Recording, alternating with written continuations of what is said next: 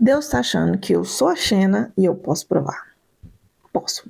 Vou fazer aqui, ó, um checklist de tudo que já aconteceu comigo até agora e vou contando aos poucos, né? Porque senão é um livro, é para mais. Eu não sei se alguém aí leu o livro de Narnia, que é dessa grossura, né? Ou aquelas Barças de antigamente, porque minha vida tá daí para pior, né? De tanta história. Mas enfim, vamos contar.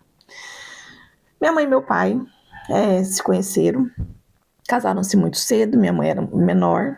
A história que eu ouço, que é contada, é que ela fugiu com ele e casou-se na delegacia no Paraguai, porque ela entrou no Paraguai de forma ilegal e só poderia sair de lá casada com o meu pai.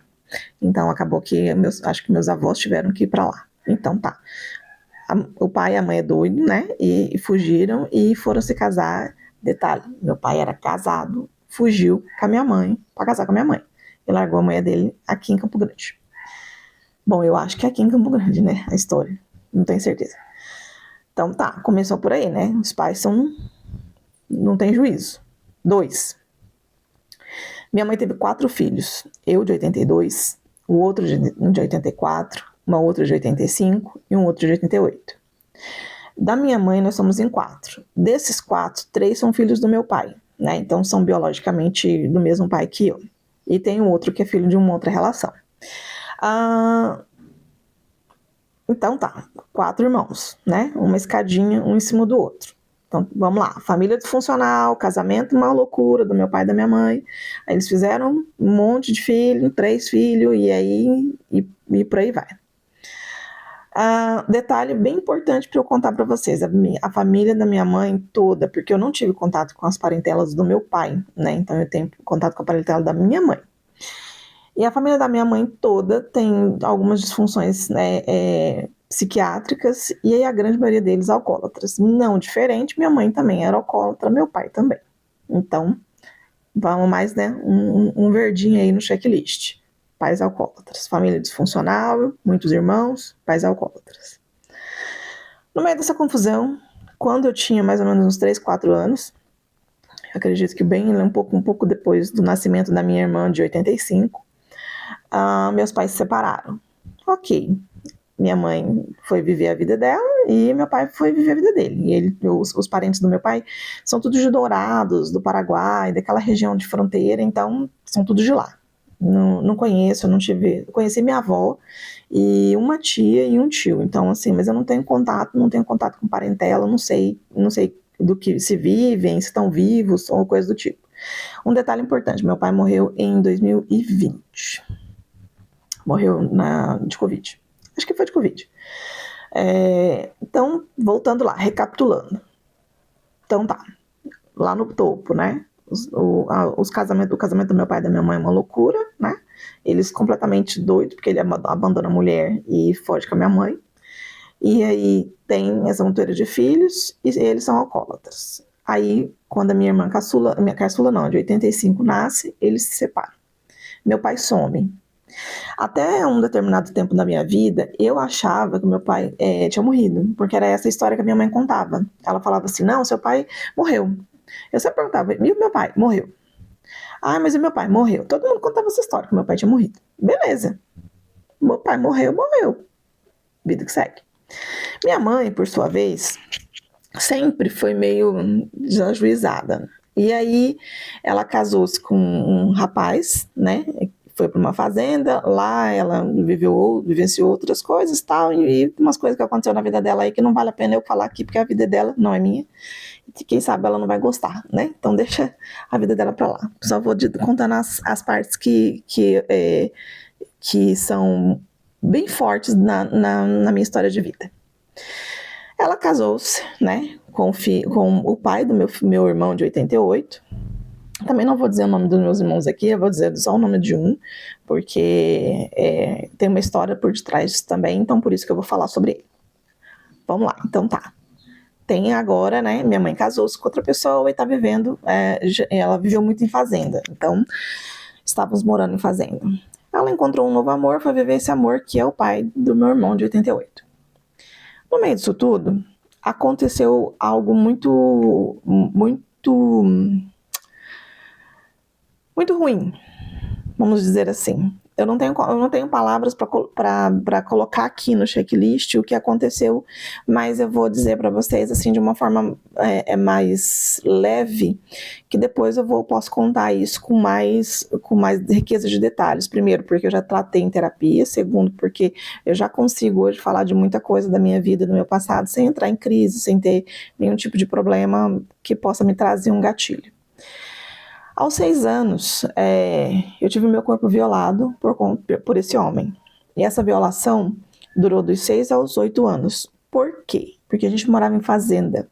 Então a gente não recebia vizinha, a gente não recebia visita, a gente não tinha ninguém, a gente era a gente e pronto. Então eu tive meu corpo violado por 2 anos por esse pai do meu irmão caçula. Por eu ficar muito doente, eu tive alguns problemas de saúde, paralisia de rins, e todo mundo fala que é em decorrer dessa questão da violação do meu corpo. Eu fiquei muito doente, eles tiveram que vir para a cidade, que é para Campo Grande, Mato Grosso do Sul. Então eles vieram para a cidade e aqui eu comecei a me tratar porque eu estava com muitos problemas de saúde. No meio disso tudo, a minha avó desconfiou, né, da atitude do dito cujo e armou tipo aquela coisa de cena de novela mesmo. Combinou com a vizinha, porque era matagal onde a gente morava, mas tinha uma vizinha do lado. Combinou com a vizinha que quando eu começasse a chorar ou quando ela percebesse alguma coisa disfuncional, ela avisasse, né, a minha avó, e a minha avó chegaria lá com a polícia. Assim foi feito. E, gente, isso são fragmentos de memórias que eu tenho. Eu não tenho memórias, assim, claras, e não dá para contar tudo o que a minha família conta, porque eles me dão informações completamente desconexas. Então, não dá para eu trazer aqui o que eles falam. Eu estou dizendo para vocês aquilo que eu vivi, que eu lembro, e que as coisas mais coerentes. Aí teve aquela coisa de justiça, não sei o que, IML, isso e aquilo, e enfim. Mas em época, isso foi 82. Ixi, eu sou ruim de conta, gente. Eu sei que eu tinha 6 anos, 82, 83, 84, 85, 86, 87, 88. Começou quando meu irmão nasceu. 89, 90. Foi nos anos 90 que a gente veio embora da cidade, no ano de 90. E aí, tudo isso aconteceu. Beleza, mas essa aqui é uma outra história, eu não vou dar detalhes. Se vocês quiserem detalhes, vocês comentam, né? Vocês se inscrevem aqui no canal, que daí eu vou dar detalhes das outras coisas, mas então tá. Aí tive meu corpo violado, fiquei doente, quase bati as botas, né? Fui de arrasta pra cima com 8 anos. Porque o meu corpo já não aguentava mais passar por aquela questão da violação. Beleza. Na adolescência, né, ainda com muitos problemas, muita dificuldade em relação com a minha mãe, a gente ainda tem dificuldade de relação até hoje. Por diversas outras coisas, e eu cansada porque tem alguns detalhes dessa questão da violação do meu corpo que trouxe algumas circunstâncias que não são muito legais de ser ditas, mas talvez um dia eu conte. Talvez. Pode ser. Ok, então tá. Paramos no checklist do meu corpo violado e eu ficando doente. Aos 15 anos eu me cansei de viver com a minha mãe, porque era uma loucura. Ela alcoólatra e meu padrasto alcoólatra, e a gente morava com a minha avó e era um trem. E eu fui morar sozinha. Mais um check. Fui morar sozinha. Só que eu fui morar sozinha, não tinha nada. Eu trabalhava de secretária numa loja de som e acessórios. E aí lá eu aluguei uma casa perto do namoradinho que eu tinha, e eu fui viver nessa casa. Por que eu fui viver nessa casa? Porque eu não tinha fogão, eu não tinha geladeira, eu só tinha um colchão velho que uma tia minha me deu, um tapete, e depois a minha avó me emprestou a televisão dela preto e branco, que ficava rodando aqueles trem assim, e uma banquetinha para eu colocar a televisão. Logo, então, eu não tinha como comer. O que como eu e meu namoradinho combinamos? A mãe dele me detestava. Detalhe, tá? Não entra aqui no cheque. E aí, a mãe dele me detestava, porque a gente se conheceu, porque a minha mãe era empregada dela, e aí a gente acabou se conhecendo, e a gente acabou namorando, e ela não queria que o filho dela namorasse com a filha da empregada. Detalhe, tá bom? Só um detalhe. Detalhes da minha vida. E aí a gente decidiu que eu moraria perto dele porque ele, né, iria dar um jeito de me alimentar. Claro que escondido da mãe dele, né, gente? Óbvio. Então eu fui morar sozinha com 15 anos e fui viver minha vida. Vivi loucamente essa vida. Fiz tudo que eu tinha para fazer, saí, namorei, enfim, vivi a vida loucamente. Nunca usei nenhum tipo de entorpecente ilícito e acho que é só.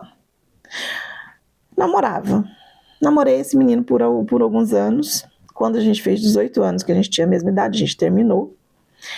E aí eu tinha dois objetivos na minha vida. Primeiro, ter uma casa, né? Telhado. Era uma casa muito engraçada, não tinha teto, não tinha nada. Essa era a musiquinha que soava na minha cabeça, porque a minha mãe, ela mudava-se muito, então a gente nunca teve um lar, a gente morava em lugares, e também tem outras coisas no meio dessa cabine que também eu vou contar depois.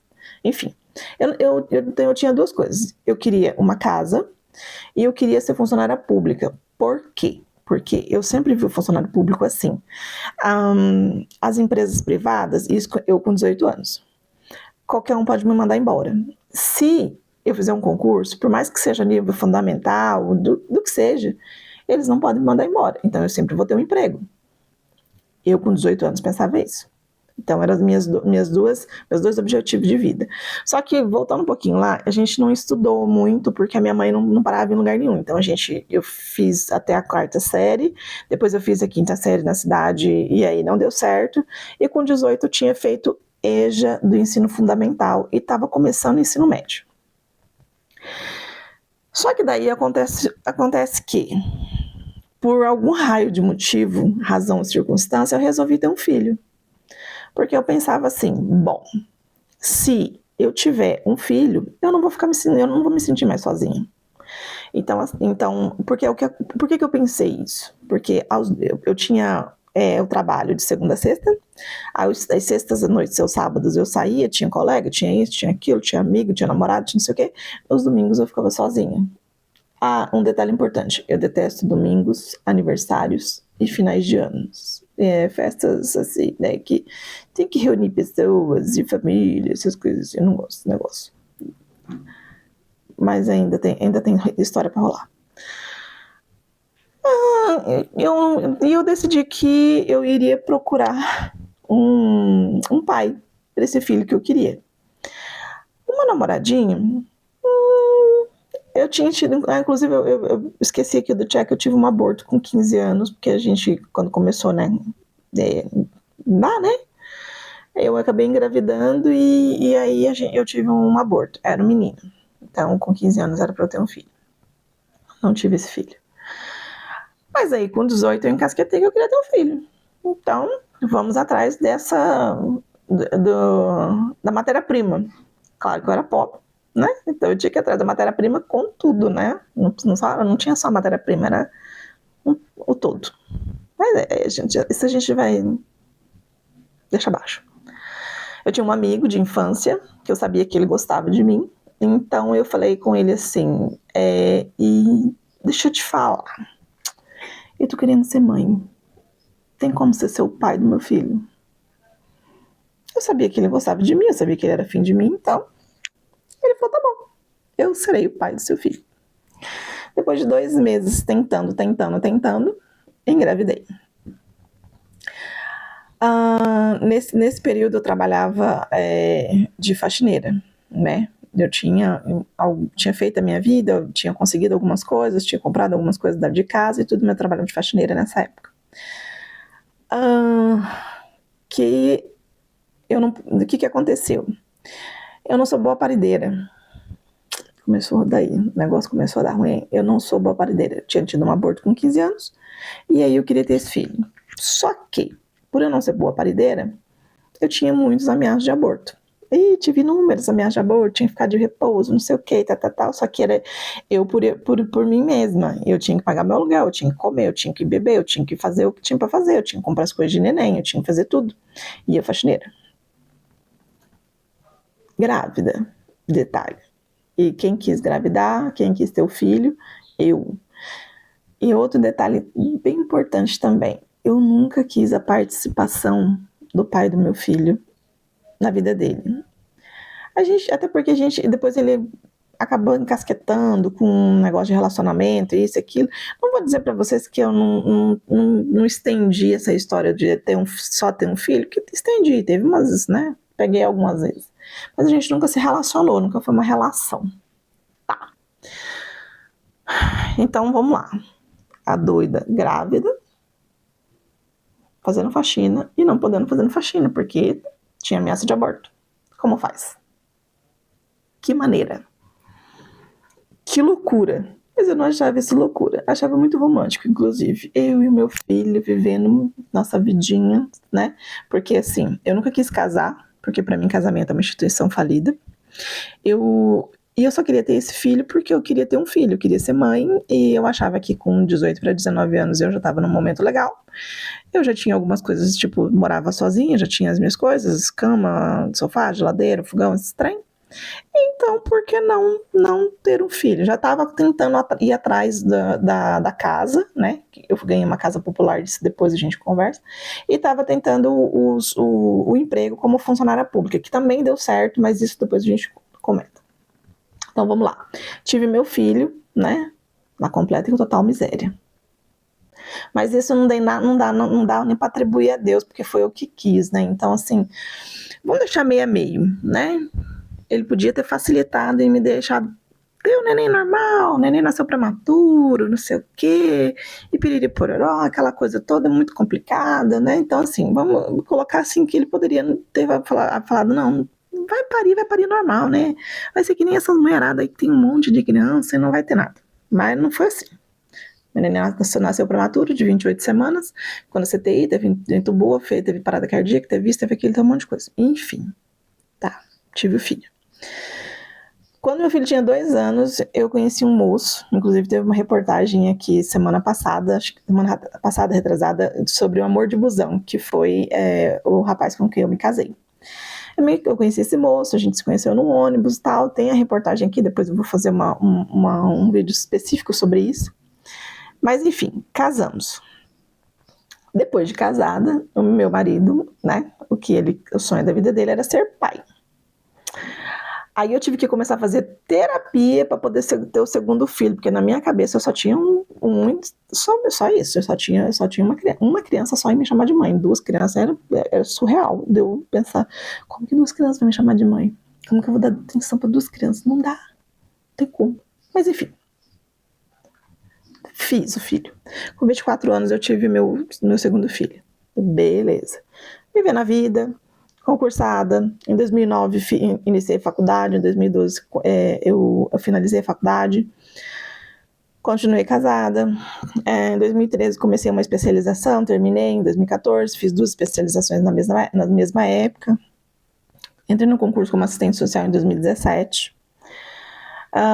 E estava correndo tudo bem. No meio disso tudo, eu sempre tive, assim, a estimativa é desde 10 anos, a vontade de, comigo mesmo. A vontade não só, gente, a primeira vez que eu tentei, né, eu tinha 10 anos, eu tomei uma cartela dos remédios de dormir, que é tarja preta, da minha avó. Enfim. Mais um adendo que eu tinha esquecido, é muita coisa. Tá, então tá, né? Desde quando eu me entendo por gente, eu tento porque é a minha vida. Então, checklist. E aí, desde então, eu tratava como depressão, tomava antidepressivo e estava dentro da igreja. Dentro da igreja, até porque meu marido que me levou para a igreja, né, conhecendo o menino do busão, então, ele me chamou para a igreja e eu fui para a igreja. Dentro da igreja, quando eu tinha essas crises, me diziam assim, você está orando pouco, você está jejuando pouco, você não está tendo intimidade com o Espírito Santo, você tem que melhorar, porque você precisa fazer. Deus está lá, mas se você não fizer, nada vai mudar. Mas também não podia ir em psicólogo nem psiquiatra que não fosse crente, porque daí eles iam fazer eu separar, eles iam fazer não sei o que, não sei o que, não sei o que lá. Tinha uns rolês assim, sabe? Então tá. Pessoal da igreja lascando com o meu emocional. Check. Em 2019, eu fui convidada para ser gerente de um posto de saúde. E esta foi uma das experiências mais doces e infernais na minha vida. Porque eu entrei lá, eu fui muito rejeitada. Eu já tinha um problema com rejeição. E nesse lugar eu fui tão rejeitada que eu ia chorando para lá. Mas eu não queria desistir, por quê? Era um cargo de gerência, era um cargo que eu poderia aprender coisas, era um cargo que eu ganhava mais, eu poderia ajudar mais o meu marido. E eu sou tinhosa, né? Quando a pessoa fala pra mim não, eu falo, vai. Quando eu digo uma coisa que eu falo que eu quero, eu quero. Aí, o bicho tinhoso. Podia ser menos tinhosa, eu acho, mas tá bom. Eu estou na gerência, passando por tudo isso, o pessoal, né, me rejeitando, piriri, parará. O que me chega? A pandemia. Eu estava gerente de um posto de saúde na periferia, ao lado do presídio, do complexo penitenciário. Não era só do presídio, era do complexo penitenciário. Vocês imaginam como que era esse posto de saúde? A vulnerabilidade social que ele tinha?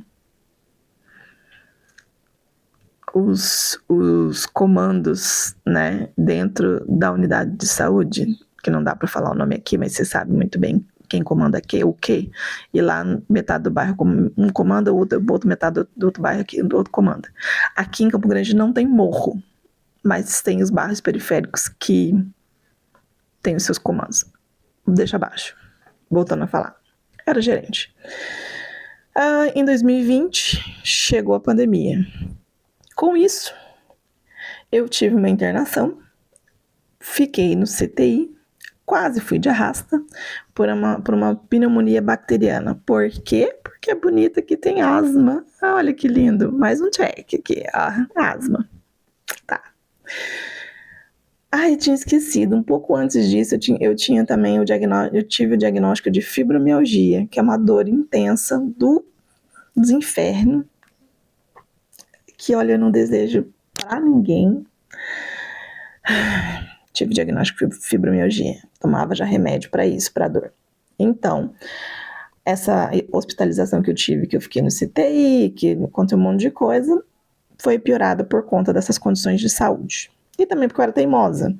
Eu tenho foto de eu tomando soro na minha sala da gerência, porque eu tinha que terminar relatório, eu tinha que entregar folha de frequência, eu tinha que fechar folha, eu tinha que isso, eu tinha que aquilo, eu tinha que atender os funcionários, eu tinha que fazer um monte de coisa. Enfim, sou teimosa. Não morri, graças a Deus. Tive Covid 4 vezes no ano de 2020. Quando eu saí do CTI, a pneumo e a infecto olhou para mim e falou assim, olha, você não pode pegar Covid. O meu pulmão falou assim, vamos testar, vamos ver se dá. 30 dias depois da internação, positivo para Covid. Lá tá eu internada de novo. Passa mais uns dias, eu melhoro, beleza, tudo lindo, tudo maravilhoso, pego Covid de novo, porque eu trabalhava num posto de saúde, fazia plantão numa UPA. Então, o que mais tinha era gente morrendo de Covid o tempo todo. E o vírus circulando. E eu morria de medo do meu marido falecer, porque ele era obeso, né? Então, ele tinha hipertensão, e eu morria de medo de passar alguma coisa para ele. Nossa, quando eu tinha esses Covids, eu ficava completamente isolada mesmo. E toda vez que eu chegava do trabalho, eu fazia todo aquele negócio de desparamentar, sair, tirar a roupa lá fora, tomar banho, desinfectar meu carro para ele usar, enfim. Fiquei hospitalizada 4 vezes em 2020. Eu esqueci de um cheque. Em 2019, eu tive dengue hemorrágica.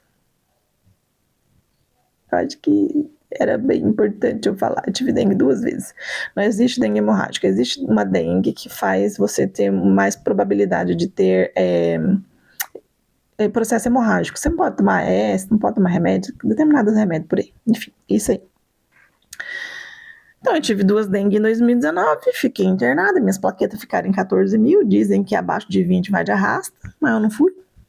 Acho que é teimosia, né? Chamaram a senha umas 300 vezes, eu falei, não vou, não quero entrar aí. Não sou obrigada. Enfim. Então, chamaram a senha em 2019 com a dengue e eu não quis ir. Em 19 também aconteceu uma coisa muito importante. O pai do meu filho mais velho, que é aquele amigo lá de trás, que me deu material genético para eu poder ter um filho, infelizmente ele veio a falecer por conta de diabetes, né? Então foi uma perca muito complicada, porque a gente ainda era amigo muito, mesmo casada a gente conversava bastante, e foi uma grande perca ter perdido ele. Ele se foi acho que em março de 2019. Foi bem difícil. Voltamos para 2020. 2020 eu tive a internação por pneumonia bacteriana e mais 4 Covid. Sendo que a última vez que eu tive Covid em 2020, eu tive trombose. Eu tô falando para vocês, chamar a senha um tanto de vezes. Eu falei, não vou, não sou obrigada. Não fui. Tive trombose, tive isso, tive aquilo, olha, tudo que você podia imaginar. Tive em 2020. Aí em 2021, eu ainda era gerente de posto. Não, pera, esqueci de um fator importante. Lembra que eu tratava com psiquiatra, não sei o quê, desde lá, da infância, porque sempre, desde os 10 anos, eu tento com a minha persona? Então, em 2020, ele fechou meu diagnóstico. Eu tratava com esse psiquiatra desde 2017. Em 2020, ele fechou meu diagnóstico. Transtorno afetivo bipolar. Olha que legal. Então, eu já tinha asma, eu já tinha fibromialgia, aí agora eu fecho o diagnóstico do transtorno afetivo bipolar. Tô falando pra vocês que Deus tá achando que eu sou a Xena. Vocês não acreditam? Então tá. Então, 2020, internação, os 4 Covids e o diagnóstico do transtorno bipolar. O diagnóstico foi muito bom? Foi, gente, porque daí eu comecei a tratar direito, eu comecei a tomar medicação direito, eu consegui entender por que eu tinha determinados comportamentos, etc. Mas não é fácil você ter um transtorno mental que é complexo de você estabilizar. Muito difícil, inclusive. Tá.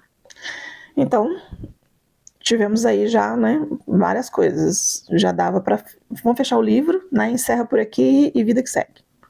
Só que não. 2021, estava eu achando que a minha vida estava ótima, que eu estava indo bem, que as coisas estavam plenas. Eu tinha mudado de trabalho, porque em fevereiro eles me tiraram da gerência dizendo assim, olha, deixa eu falar aqui um negócio pra você. Você tem transtorno bipolar, né? E é difícil de viver assim, não sei o que lá. Você tá postando muito nas redes sociais. Você tá dispensada do seu trabalho, tá? Volta lá pra ponta. Vai trabalhar. Não, você não vai ser mais gerente aqui. Você vai ser só assistente social. Arruma um posto aí que você vai ir. Porque você tem transtorno bipolar. E a gente não quer um bipolar na gerência. Então você não serve. A gestão disse isso pra mim. Olha que legal. Né? Bom de ouvir, pensa. Já fazia terapia, né? Tava tomando medicação corretamente. Me abalou? Sim.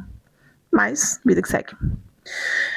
Olha, estava eu vivendo bela, bonita e formosa, 2021, quando numa tarde de sábado, do dia 11 de setembro de 2021, exatamente às 4h30 mais ou menos, o meu marido infarta e morre.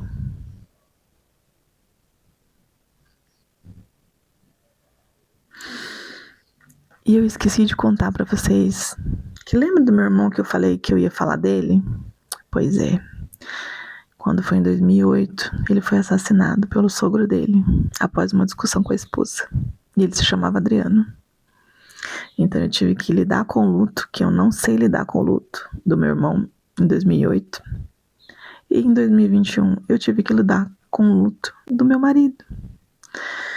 Gente, eu não sei, quem é mãe vai entender. O maior medo de uma mãe é de um filho morrer. E eu tinha 2 medos. Dos meus filhos morrerem e do meu marido morrer. Eu falava direto com isso. Por favor, por mim, pelo nosso amor, pelo nosso casamento. Se cuida, se trata, vai se tratar, vai se cuidar, por favor. Não teve jeito. Ele foi embora dia 11 de setembro de 2021. Tá bem, vida que segue. Eu me relacionei novamente, né? Consegui me relacionar. Essa pessoa entende super a questão do luto ainda do meu falecido marido. E aí essa pessoa também veio cheia de problemas na vida dele, filhos, ex-mulher infernal e etc. Mas enfim, segue o baile. Continuamos, né, trabalhando, fazendo plantão e fazendo tudo. Passou 2022, né, vivendo essas coisas do trabalho que veio advendo no casamento com outra pessoa. 2023 também, 2024 também. Chegou 2025. Tava tudo assim, arrumando, né? Deixa eu contar um detalhe aqui pra vocês. Eu tô processando a ex dele por racismo e intolerância religiosa. Porque ela disse o seguinte numa fala com ele no WhatsApp, que as bugras, como na época do Império, só serviam para e com quem os homens casavam, os homens de patente, era com as brancas. E que eu só tinha conseguido manter o meu casamento de 17 anos, ao qual eu fiquei viúva, porque eu fiz macumba pro meu marido. Estou processando a bendita. O processo está correndo. Vê se pode. Olha, é o fim da picada. Em pleno 2025, você está processando uma pessoa por causa de uma coisa tão absurda. Sabe o que é pior? O boletim de ocorrência é muito feio, muito feio. É muito feio você ver uma mulher respondendo um processo criminal por ciúmes. O que a delegacia nas investigações concluiu é que o que ela tem é ciúmes. Eu não dou conta. Mas enfim, bora lá. Quando foi em fevereiro desse ano, tava eu fazendo os meus check-ups, né? Eu já tinha um nódulo na tireoide, não dá pra ver, porque foi muito bem feito. Eu tinha um nódulo na tireoide. Desse nódulo na tireoide, fomos fazer uma punção, porque ele tinha aumentado de tamanho. E adivinha o que deu? Sim, câncer. Vocês imaginam o surto de uma bipolar sabendo que tem câncer? Agora multiplica. Foi assim que aconteceu. Surtei. Mas tá bom. Bora, vida que segue, né? Surtei, vida que segue. Fui tratar. Eu descobri em meados de fevereiro. Quando foi dia 29 de março, eu operei, tirei tudo. Não precisei fazer químio, não precisei fazer rádio, nem iodo, nem nada. Só manutenção e prevenção, né? Ficar observando como o meu corpo vai reagir. Até porque ficou a outra do outro lado, então cuidar ela também. No meio desta confusão, eu tinha mudado de psiquiatra. Minha psiquiatra olhou e falou assim: nossa, eu tenho umas coisas que eu tenho assim um negócio com você. Deixa eu te perguntar, você já fez aquelas avaliações neuropsicológicas? Eu não sei se você sabe, avaliação neuropsicológica é aquelas avaliações de teste, não sei o que, que você vai testar se você tem autismo, se você realmente tem transtorno bipolar, se você tem isso, enfim, se você tem algum transtorno ou neurodivergência. O que ela viu? Não sei. Mas ela pediu. Eu falei, tá bom, vou fazer. Um tempo atrás, eu tinha até pedido pro meu antigo psiquiatra, eu falei, eu queria fazer aquela avaliação neuropsicológica. Ele falou assim, não mexe em quem tá quieto. Você já tem algo bem sério, então não vai caçar mais coisa. Deixa pra lá. Meu psiquiatra anterior falava isso. Mas a atual falou, não quero saber, porque eu tô desconfiada de uns trem. Tá. Fiz a avaliação neuropsicológica. E para zero surpresa, deu a bipolaridade. Ó, beleza. Para zero surpresas também, porque eu sempre também tive alguns sintomas, o TDAH. Ok. Mas para minha surpresa e geral do Corinthians, que eu acho que se a geral do Corinthians ficasse sabendo dessa história, eles também ficariam surpresos, deu autismo suporte 1 de leve a moderado. Eu já nem sei mais quantos cheques que eu tenho que fazer aqui para Deus, porque Deus achou que eu era Xena. Eu não sei. Tá bom pra vocês? Tá não? Então, vamos resumir. Família disfuncional, pai e mãe alcoólatras, vivendo pra lá e pra cá, sem ter lar, sem ter casa, sem ter teto. Meu corpo violado de 6 aos 8 anos. Minha primeira tentativa aos 10 anos. Com 15 anos eu morar sozinha. Com 18 anos encasquetei que eu queria ter um filho, tive um filho. Com um amigo. E eu não acreditava em casamentos e essas coisas. E por fim acabei me apaixonando e casei com um rapaz. Indo contra tudo aquilo que eu acreditava.